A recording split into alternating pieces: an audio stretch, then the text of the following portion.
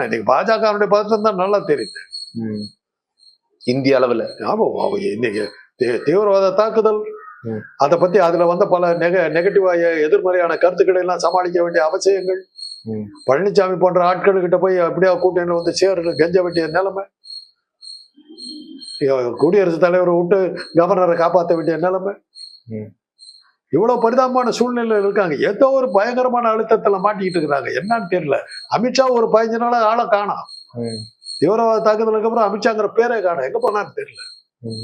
இந்தியாவின் சர்வாதிகாரி இன்னைக்கு அதுக்கெல்லாம் பதில் சொல்லணும். இதுக்கு மக்கள் பார்த்துக்கிட்டு இருக்காங்க. எங்கப்பா அவரு அப்படின்றான். எவ்வளவு கேலிக்கும் கிட்டருக்கு போயிடுச்சுன்னாக்கா, ட்ரம்ப் கிட்ட சொல்லி நீட் தேர்வு ஜிஎஸ்டி எல்லாம் கொஞ்சம் இது பண்ண சொல்லுங்களேன் அப்படிங்கிற அளவுக்கு போயிடுச்சு. உங்க ஆட்சியை இழந்துட்டீங்க, உங்க அதிகாரத்தை இழந்துட்டீங்க, நாட்டை கொண்டு போய் ட்ரம்ப் கிட்ட கொடுத்துட்டீங்க. டெலிபோன்ல சொன்னீங்க ஓகேன்ட்டாங்கன்ட்டு போறாரு. அவரு பதில் சொல்ல மாட்டேங்கிறார்.